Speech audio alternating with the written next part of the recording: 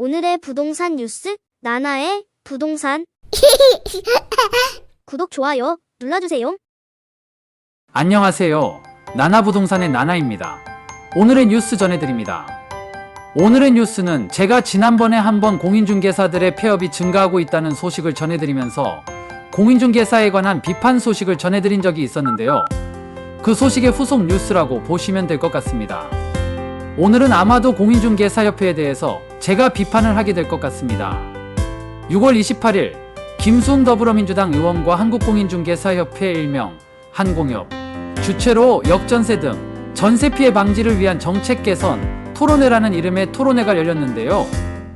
이 토론회는 올해 하반기 역전세 문제가 더욱 심각해질 것으로 예상되는 상황에서 부동산 시장 상황을 점검하고 국회와 정부, 공인중개사와 공인중개사협회의 역할을 되짚어보기 위한 방안으로 마련되었습니다. 그 중에서 한국공인중개사협회의 박명주 정책특보는 전세 피해 방지를 위한 개업공인중개사와 협회의 역할을 주제로 발표를 진행했습니다. 국회의원회관에서 열린 이날 토론회에는 최인호, 김병욱, 김민철 더불어민주당 의원, 전경훈 경희대 교수, 서진영 경인여대 교수, 박명주 한공협 정책특보, 김우철 민주당 국토교통수석 전문위원, 이장원 국토교통부 주택임차인보호과장 등이 참석해서 얼마나 부동산 관련 공인중개사 문제에 정부에서 관심을 가지고 있는지를 반영했다고 볼 수 있습니다. 이날 토론된 주요 내용들을 정리하면 다음과 같습니다. 첫 번째, 역전세에 대한 대응 방안. 두 번째, 전세 사기의 공인중개사가 가담한 정황들에 대한 내용 및 재발 방지 대책. 세 번째, 전세보증보험의 문제점 및 개선점 등에 대한 내용들이 다루어졌는데요. 이 중에서 저는 최근의 전세 사기와 관련하여 한국공인중개사협회의 입장을 정리해보고 그 부분에 대한 이야기를 하도록 하겠습니다. 한공협의 박명주 정책특보의 이야기를 들어보면 이 문제에 대해서 공인중개사협회가 어떤 생각을 가지고 있는지를 알 수 있습니다. 먼저 박명주 한공협 정책특보는 일부 공인중개사들이 전세 사기에 가담한 것으로 나타나 송구스럽습니다. 라며 고개를 숙였습니다. 그도 그럴 것이 정부의 잇단 특별단속에서 공인중개사들이 빠지지 않고 사기의 주역이나 공범으로 등장했기 때문인데요. 박명주 정책특보는 최근 부동산 시장 침체로 거래가 급격히 줄고 수입이 급감하면서 중개시장의 과잉 경쟁으로 인해서 공인중개사들이 가담하게 됐다고 생각합니다. 라고 원인을 분석하였습니다. 그러면서 다음으로 이어간 말은 변호사협회에서 최근 소송 출석에 수월한 변호사에게 1년 동안 정직 처분을 내렸다는 점을 본다면 한공협도 적절한 내부 통제 방안이 필요합니다. 현재로선 협회가 회원들이 불법 전세 사기에 가담한다는 걸 알아도 이걸 제재할 수단이 없는 상황입니다. 전체 회원의 이익을 위해 협회가 적절한 조치가 가능해야 한다고 생각합니다. 라고 발언하였습니다. 그리고 이러한 문제를 해결하기 위한 방안으로 제시한 내용이 뭐냐면요. 시장 상황에 맞게 공인중개사의 수를 조절할 필요가 있습니다. 대출 과잉으로 인한 불법 행위에 빠지지 않도록 해야 합니다. 이젠 정부가 중개업 시장 수요 관리에 나서야 합니다. 또한 현재로선 협회가 불법 행위나 일탈을 저지른 회원에 대해 제재할 수 없으니 한공협을 법정단체로 인정해야 합니다. 중개사고의 70% 이상이 경력 5년 미만의 공인중개사에게서 발생하는데요. 앞으로는 폭넓은 습득 기회를 제공하고 철저한 수습 프로그램을 통해 관리하겠습니다. 실무교육은 28시간에서 64시간으로, 연수교육은 12시간에서 15시간으로, 직무교육 4시간에서 8시간으로 늘릴 방침입니다. 같은 지역에서 근무하는 중개사들이 불법적인 행위를 하는 중개사들을 빠르게 탐지할 수 있는데요. 이 지역별로 한두 명의 공무원이 불법 행위 전부 파악하긴 어렵기 때문에 공인중개사와 지역 공무원 간의 유기적 협조 체제를 마련토록 하겠습니다. 여기까지가 한국공인중개사협회 박특보의 발표 내용이었는데요. 여러분은 이 내용에 대해서 어떻게 생각하십니까? 뭔가 이상하지 않나요? 제가 한국공인중개사협회의 발표 내용에 대해 생각한 바는 바로 공인중개사의 전세 사기와의 연결고리를 어디까지나 부동산 경기 하락과 경쟁 심화에 따른 개인적 일탈로 보고 있다는 겁니다. 그리고 해결 방안으로 발표한 내용들도 가만히 보면 협회의 권리를 더 강화하고 법정단체로 만들어줄 것을 요구하고 공인중개사 합격자의 수요 조절을 통해 문제를 해결하려고 하는 방식을 보이고 있습니다.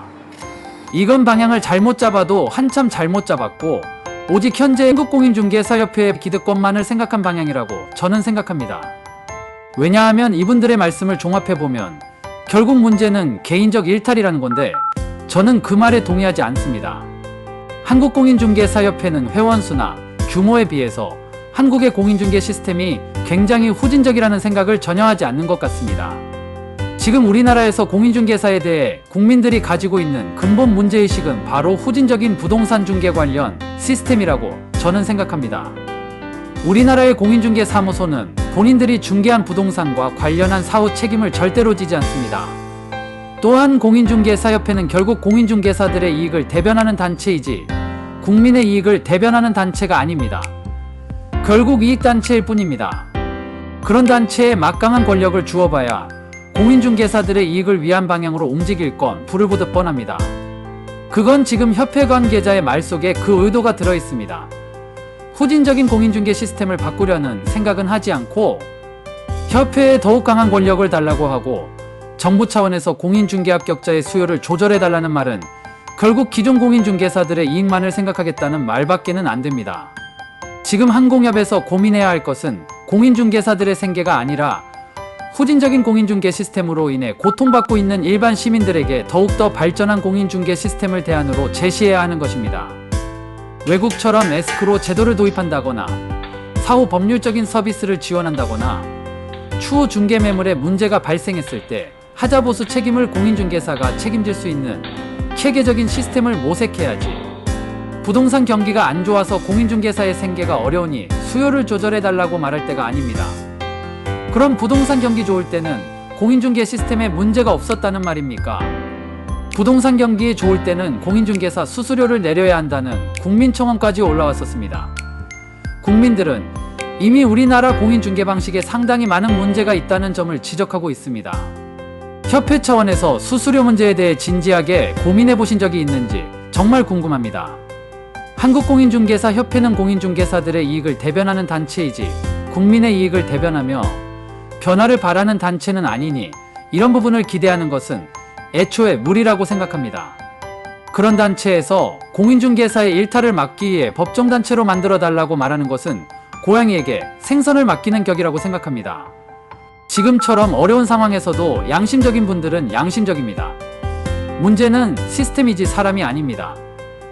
시스템적으로 공인중개사의 매물에 사기적인 요소가 들어가는 것을 애초에 차단하는 방식으로 만들어야 합니다.